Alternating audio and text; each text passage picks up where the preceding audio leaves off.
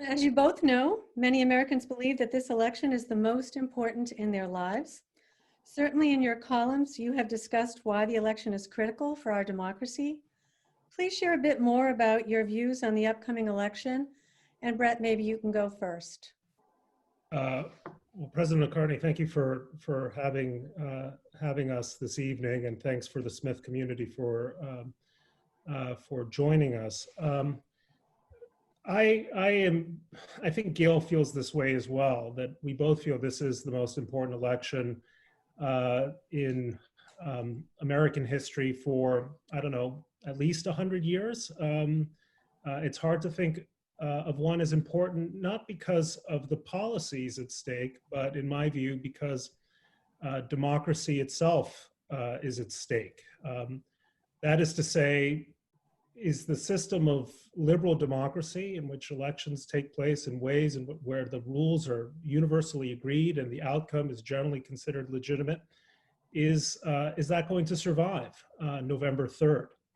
I think for once it's a real question whether or not it will. And I think it's also critical because we want to know whether what happened in 2016 was sort of an accident, a fluke, or whether it has set the United States, and if I may say, particularly the conservative movement in the United States, on a course that is antithetical to the liberal democratic values that most mainstream Republicans and mainstream Democrats traditionally shared, including respect for a free press, respect for the rights of dissent and protest, a belief in baseline ideals about equality and opportunity, whether that is going to survive or not. So part of the problem that I think Gail and I have encountered in the last few years of our conversation, and I know she'll agree with me, is that we're supposed to disagree more than we do,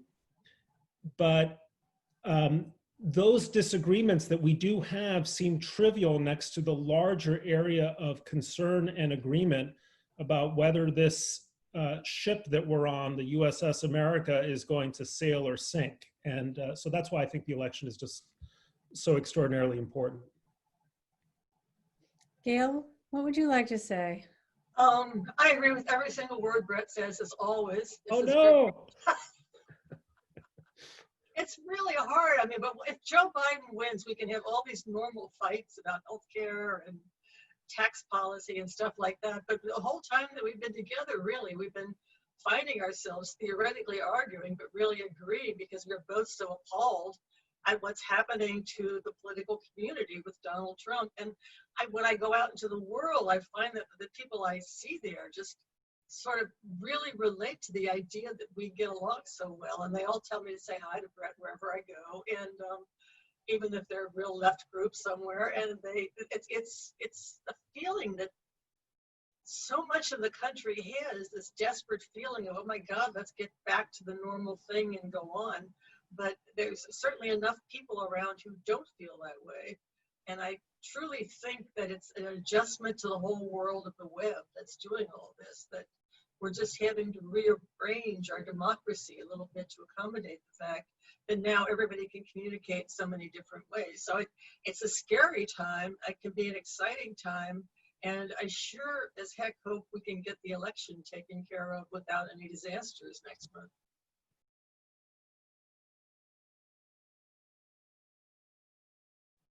If there is not a decisive outcome in November, whether it's on the night of November 3rd, hopefully the night of November 3rd, but when the votes are counted, the margins are wide. If that doesn't happen, I think we're going to be in trouble. And one of the ways in which I simply find myself unable to reconcile myself to the Trump presidency, and I say this as someone who's always identified as being politically on the right, is that he has done so much to damage our cultural, ethical faith in the essential fairness and soundness of the system. And he started doing that from before his first election last time and has done it all the way up into the present, basically claiming that any vote that doesn't have him as the winner is going to be an illegitimate vote. And that's a scary place to be, where you don't feel like both sides are playing by the same set of rules.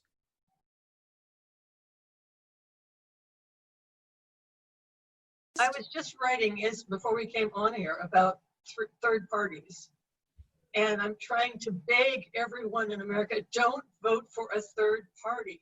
Ignore the third parties. I can understand why people like the idea of third parties, but it always screws things up, because what happens is that nobody then gets a majority. Things get knocked off one way or another by a very small number of votes. And this election in particular, you cannot, I mean, when I was in college, I remember writing in Eldridge Cleaver or somebody for president, because I thought, what the hell, they're all wrong anyway. But it's not like that now. We have to make sure we really do this the right way.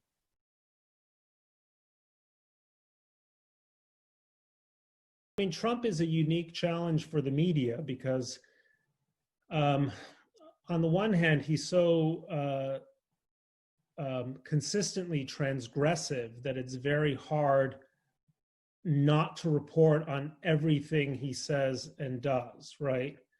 On the other hand, there's a tactic, witting or unwitting, I suspect it's witting, keeping to my 8th grade bully analogy, which is simply to bait his detractors to the point that, this line isn't original to me, but he's like the car alarm that keeps sounding, right? That after a while, at first it's annoying, and then you just tune it out. And so he has managed to anesthetize, I think, a lot of the public to behavior that would have been scandalous in a previous presidency, and at the same time make many of us in the media, whose job it is to say, check this out, look what the president just said, to make us seem like I don't know, like moral ninnies, like, you know, constantly enraged by what he's doing. And I don't know if there's any pat answer to how the media should have responded to the challenge of Trump, although I sometimes feel that we are too easily baited by him, that we play his game too frequently, that whenever we make mistakes, and we do because we're a human institution and we are like any other institution, we provide him with openings that he doesn't necessarily deserve.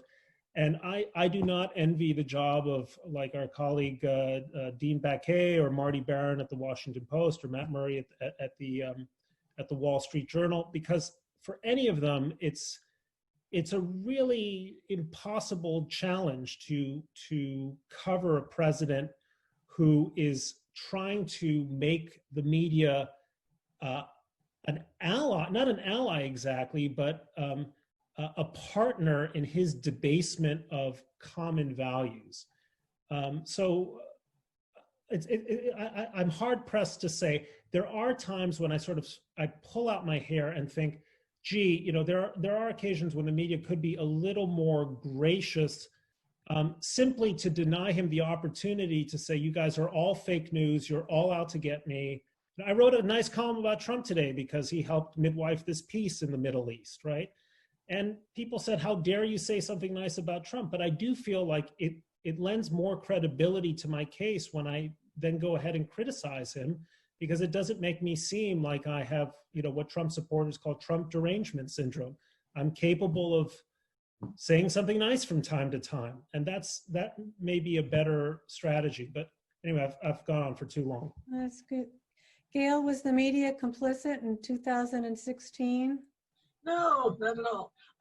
No, we have a problem. We had it then and we have it now, and that it's hard to deal with a guy who makes stuff up all the time, because the fact that he is lying about things is not a story anymore, because he does it 27,000 times a day, and it exhausts you in that way. So you have to find new ways to come at it.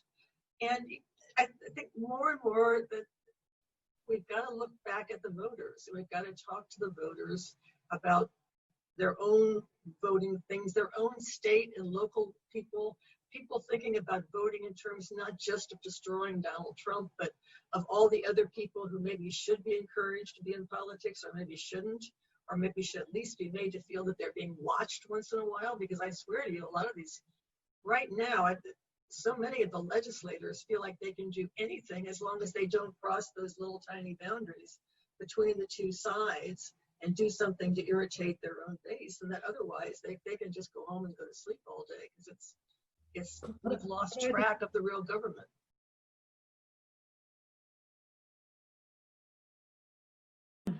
So I was just looking at the Q&A function, and the first question was, why give Bret Stephens, a person whose political values go against those of Smith College, a platform? And I think that's a totally fair question, and I'm glad that someone asked it. And what I hope, if that person is still watching, is that maybe my political values aren't quite as obnoxious as that person might have imagined in the first place. But more importantly, we have a real problem in America listening to one another. And I'm paid to talk, Gail's paid to talk, and we all want to be talkers. But I mean, my wife, who's a music critic, is a lot wiser than I am. She's in the business of listening. And I think we could find a way of moving as a country from being a country of nonstop talkers to being a country of more attentive, careful, and empathetic listeners. And if we do that, there's some chance that we will be surprised that things are not what we think, that our political opponents are not as terrible as we suppose they are, and that even if they are, there is some value in just listening to them. At least you know who your enemy is. That's something that's sort of been lost. And you have a session. It's a great honor to be included in this. And here we are talking and talking and talking. One day I would love for an opportunity to come up to Northampton and just spend more time listening to what's on people's minds.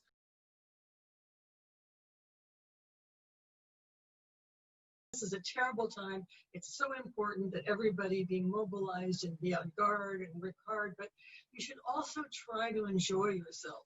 The whole process of democracy is really enjoyable. It's about talking with other people, finding new things to do, having some adventures out in the world. And I would just urge everybody to get involved and don't think of it as something in which you have to be angry and martyred all the time. Try to find ways to have a good time doing political stuff, organizing things, and talking to other people about issues.